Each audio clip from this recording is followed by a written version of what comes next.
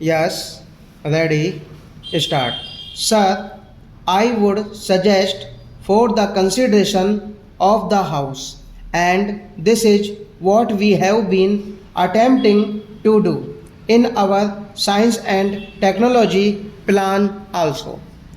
We should have a plan of developmental application of rural technology. Only a few days back, a few friends from the Bangalore Institute of Science came to see me. They said that they had formed a team of scientists at the highest level who are teaching in that institute.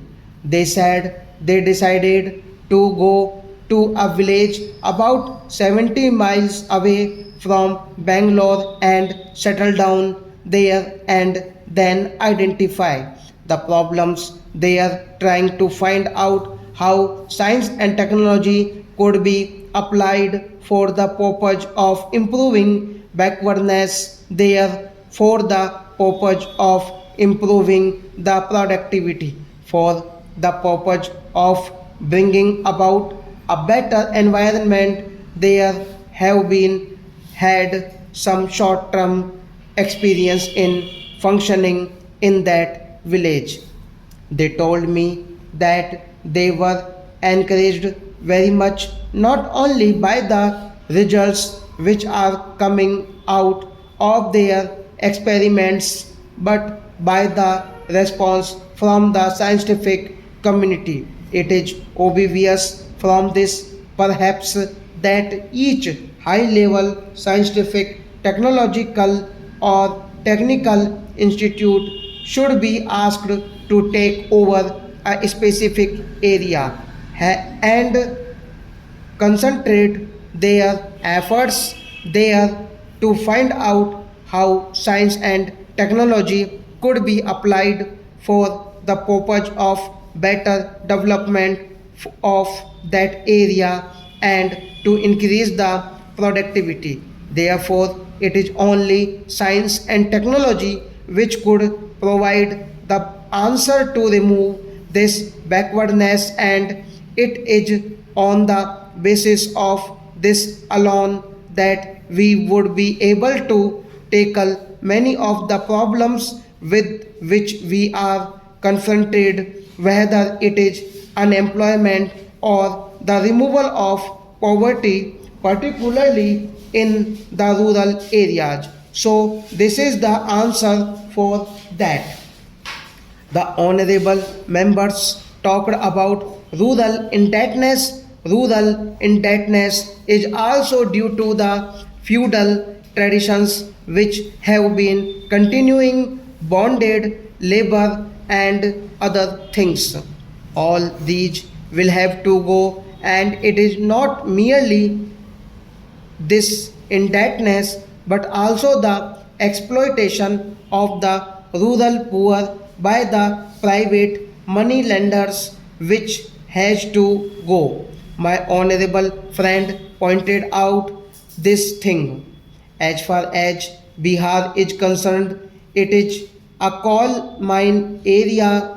I recently went through a report that person knew something about what was happening there, how the coal miners were being exploited by a set of organized money lenders and other antisocial elements. You talk about protecting the labor and the protecting the poor, but have you gone there? Have you tried to organize and see that these malpractices are removed? Therefore, there is no use blaming others if we have not done anything about it, and to that extent, we also contribute to the deterioration of the situation there. Therefore, it is a challenge to all of us. There is no use of throwing blame on somebody if the private money lender is going to lead to this sort of exploitation of rural poor and even of the industrial labor, then we have got to sit down and think about it, how to abolish it, how to eradicate this practice. When we talk in terms of removing rural indebtedness, it is only by moratorium, of course, that is a part of it, but it cannot stop there. We have to proceed further. You should have organizations to cater to the needs of these people. They are also they want to continue in the same old tradition. How to do these people get indebted?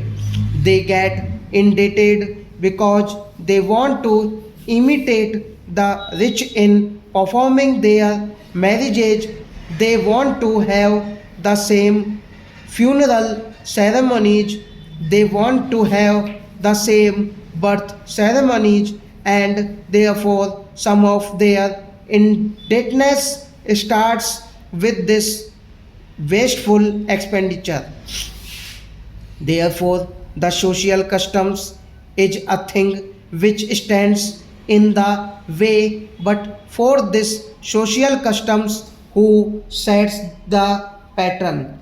It is the rich pupil, even the educated pupil who set the pattern. Therefore, if we want to remove the rural indebtedness, and if you want to remove the root cause for this, then all of us will have to respond to this and set an example to the poor, because they would look respectable only when they perform the marriage in a certain style, because we are doing the same.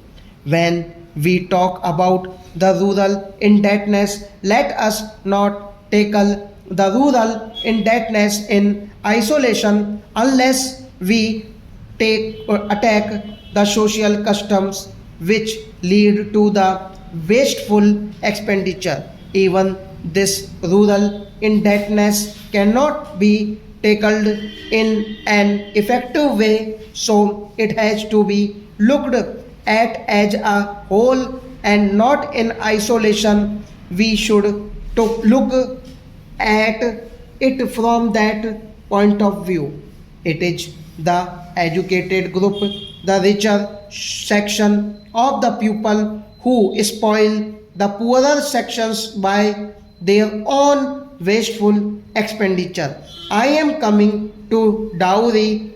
When we talk about it in the International Year of Women, we are thinking of liberating the women. Can we liberate them from the dowry system? Who are the worst sinners in this dowry system today? Stop.